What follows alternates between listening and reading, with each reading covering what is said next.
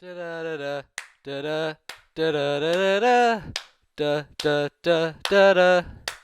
Da da da da da da da da da da da da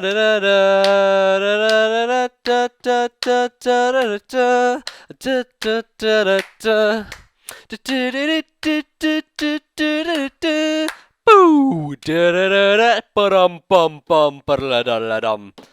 Hello, ladies and gentlemen, my name's MBZ. Welcome to some Pokemon.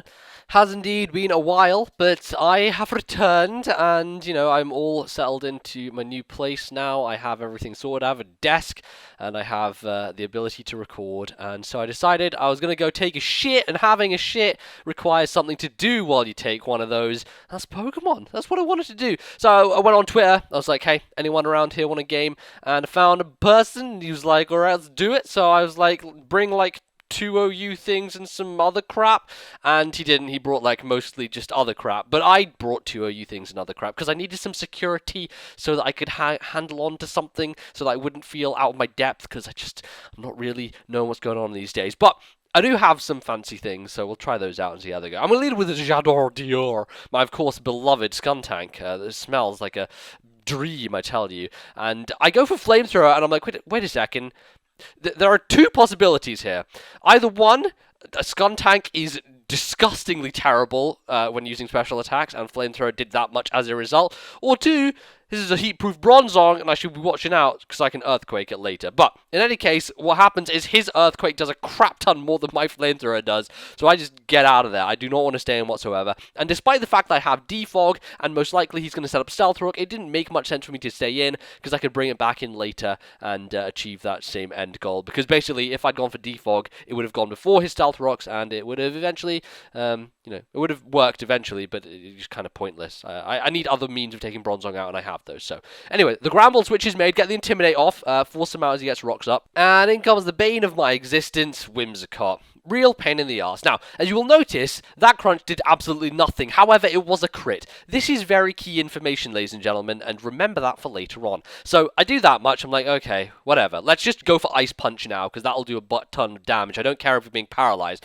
But he ends up encoring me, so I'm like, oh, great. I have to crunch again. But at the very least, I did get the defense drop last time, so that did a hell of a lot more than the first one. And I was thinking, okay, that's pretty decent. So now I kind of have a good idea how much crunch will do. So later on, maybe I'll be in a situation, perhaps, where that will happen, and we'll see. Anyway, I'm going to switch out now. I'm going to go into Skuntank because I know that the Stun Spore is going to be coming. I want to go into a Pokemon that's essentially useless. I'm going to fodder off and not have any necessity for it at this point. So Skuntank's the smelly little bastard that gets it. And then I die to a Moonblast. I was thinking, I could have Sucker Punch there. I could have tried to, but I thought he might do some weird other shenanigans because Whimsicott generally do non-attacking moves most of the time. So I just tried to Poison Jab, and it didn't really work out.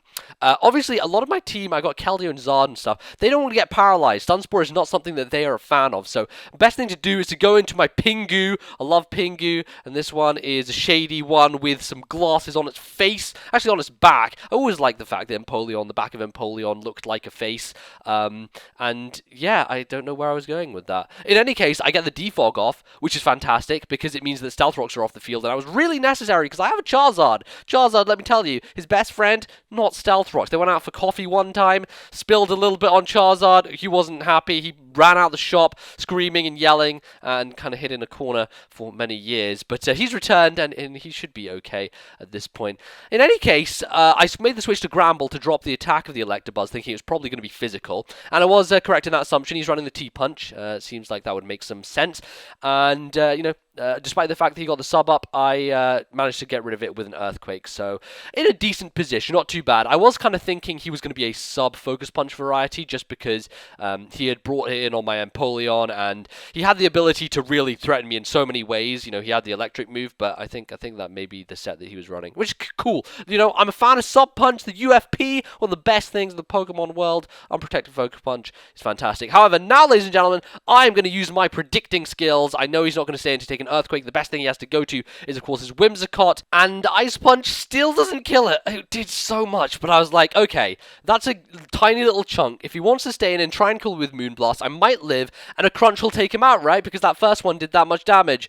Nope, NBZ, you were not paying attention at the beginning. That Crunch was a crit. This one was not, and I killed myself to Rocky Helmet because I wanted to eat a Whimsicott. I mean, it's, fair enough. Granbull, a hungry fella. He needs some meat. He needs some vegetables. Whimsicott looks like a piece of broccoli, and little did he know that there was a shard of metal sticking out of it, and breaks a tooth, takes one for the team, but my little Pingu, he's able to come back in and strike this Pokemon down. So I dodged the Sun Spore, which is great. Not really that it makes a huge difference, only kind of benefits me in the sense of not getting paralyzed taking on an Aselgor, but I managed to take out the Whimsicott, which is great. That is fantastic, and I'll tell you why, because I have Charizard with Dragon Dance, and I didn't want that thing still being around, because it could really cripple me. So, Aselgor is something that I feel I can set up on, and I really want to be able to, so what I'm going to do is I'm going to set up rocks so I can kind of get things rolling and hopefully get Zard in, and then I'm going to take some Focus Blast, hope that maybe they miss, because then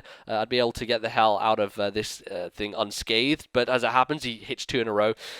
Break a potential sash with a Scald, and leave him at a point where I'm like, okay, he may predict here and go for something which won't kill my Empoleon. However, he got the special defense drop last time, so even though the Giga Drain isn't, the most powerful move and it's unstabbed, it still takes out my my Pingu, which is a little bit of a shame. But what it does allow me to do is get the opportunity to bring in Zard, go for the Mega Evolution, Team Fat all the way. Now, if you don't know Team Fat, it's a thing started by Greg Miller of IGN, and he is a fat fellow, and he likes being fat, and he likes Team Fat, and I decided to call this Charizard Team Fat because it is the bulky build. It is the Dragon Dancing set, which has Roost, and ladies and gentlemen, you're going to see me utilize that fantastically as the Aselgor tries desperately to get off some damage here with some Focus Blast and is not succeeding that well. Managed to hit all of them, though. Let's give a round of applause for Aselgor for actually hitting these Focus Blasts. Pretty impressive stuff. But Charizard, ladies and gentlemen, is going to be able to get up 2 Dragon Dances.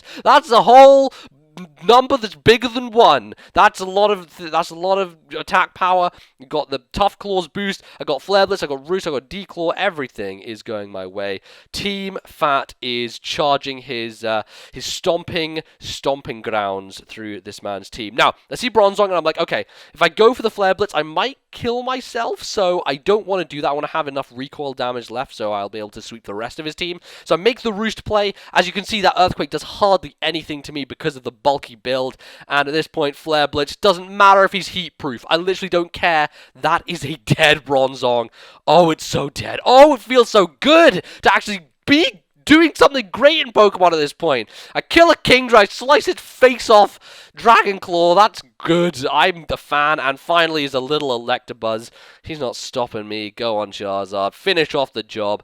A Dragon Claw will take it, and I will take the game. And that, ladies and gentlemen, was a Pokemon battle. I hope you enjoyed it. It was a fun one. The first one I've had in quite a while, but I want to keep doing some more of these, but it's just, it's time and stuff and everything, getting it sorted and having enough Pokemon variety. I don't really have that many at the moment, I've got to get back into getting some. So if you have anything spare that you would like to throw my way, hit me up on Twitter. You can follow me. I'm at LordNBZ on Twitter. That is a good place to find me, and that's where I'll take battles. So if you want to get a chance of playing me, that's where I'll do it.